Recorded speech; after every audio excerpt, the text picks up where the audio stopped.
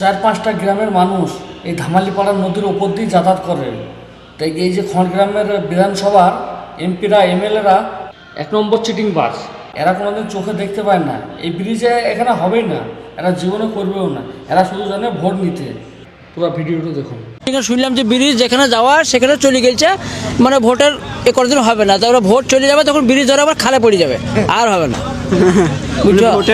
ভোটের আগে ব্রিজ, হ্যাঁ মানে ভোটের আগে পর্যন্ত ব্রিজ হয়ে যাবে। শুধু ভাওতাবাজি চলছে। এখন আমরা মরে যেতে পারি, মরে যাবে তো কবর হয়তো ব্রিজে চলে যাবে, চলাফেরা করতে হবে। এই জন্য আমাদের মানে জন্মের হবে না মনে হয়। আমাদের দেখার ইচ্ছা না না না, আমাদের আরো স্বপ্ন ভুলে গেছি যে ব্রিজ, আমাদের এই ব্রিজ থাকলে আমরা খুশি আছি।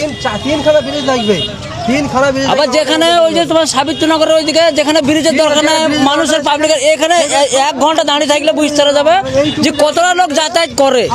সেখানে ব্রিজের কোনো মানে করার কোনো চেষ্টা নাই। আর যেখানে বাঁশের আদার গাপালতি সেইখানে 3-4টি ব্রিজ হয়ে বসে আছে। ওই যত ওই ভোটের সময় আছে নেতারা আছে, এই মিছিল করে আসছে, মিথ্যা করে চলে যাচ্ছে, দেখে শুনি ব্যাস ওইটুকুই শেষ, আর কোনো কাজ নয়। আর এই যে ব্রিজগুলো দেখছি, এই যে বাঁশের ব্রিজ, এগুলো তো সরকারে বানায়নি, এটা আমরা নিজস্ব পাবলিক বানিয়েছি আমাদের 3টে গ্রামের জন্য, ফকিরপাড়া, ধামালপাড়া, মন্ডলপুর, পারাপাড়ের জন্য। আর এতে তারপর মেনটেন কে করে? মেনটেন করে ওই যে ঘাটে ডাকে দিয়ে আছে, ও করে মেনটেনটা। একজন সদস্য আছে, ওর জন্য ওকে ডাকে বসানো আছে, যে ও সব দেখাশোনা দেখভাল করেও। সে নিজে খরচ করি করে, যেমন যা করতে নিজে খরচ করি করে, আমরা বার্ষিক তাকে পয়সা দিই। ঘাটটা আপনি দেখাশোনা করেন নাকি? হ্যাঁ, আমি সবই আমার করতে। কত বছর ধরে দেখাশোনা করছেন? আজ 8 বছরে। 8 বছর ধরে। কিরকম কি মানে কি সরকারের তরফ থেকে কোনো কিছু সুবিধা নেই, আপনার নিজেরাই নাকি? নাম নিজেরা টাকা দিই, 400 টাকা করে দিই আমরা বার্ষিক।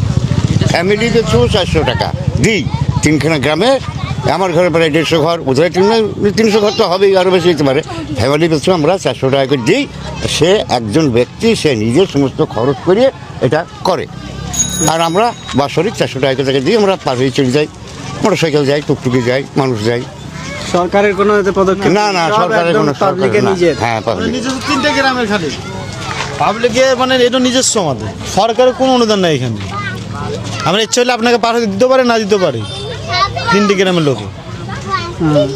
এটা আমাদের নিজস্ব মানে পাবলিক সিটিতে করা, কোনো সরকারের অনুদান নেই। তারপরে খলিল রহমান, সেও তো কথা দিয়ে কথা রাখেনি। কার প্রতি বিশ্বাস করবো? আমাদের এটাই ভালো কাজ, হয়নি সব ফল। আমরা বিশ্বাস থাকতে পারছি না কোনো নেতার প্রতি, কোনো পাবলিক প্রতি।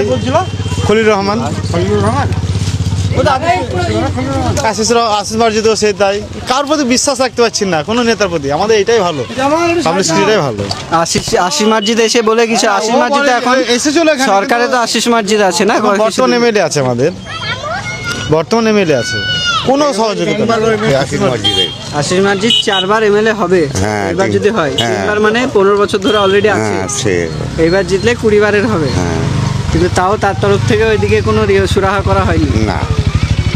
ওই হচ্ছে একদিন আসবে ভোটের আগে, তাছাড়া ওদের এখনো আসেনি। ভোটের আগে এসে ভোট চাইতে আসবে তো কি? আর আবার একবার বলে দেবে, এবারও ঢুকলে অপমান হবে, ও ইজ্জত নিয়ে এখান থেকে যেতে পারবে না। কি দেয় অনেক কিছু পাই, অনেক কিছুই পাই, অনেক কিছু পাই। তবে যে এমএলএ কোঠার মালগুলা কোথায় যায়? খড়গ্রামে যায়, নগরে যায়। এমএলএ কোথায় একটা পায়, বছর সালে তো এইটাকে উন্নয়নের জন্য কিছু পায়। যে আমাদের এই বালিয়া অঞ্চলে এখানে যে মানুষের এত কষ্ট, মানুষ ডুবি মরিয়েছে, পারাপার হচ্ছে না, ছেলে বাড়ি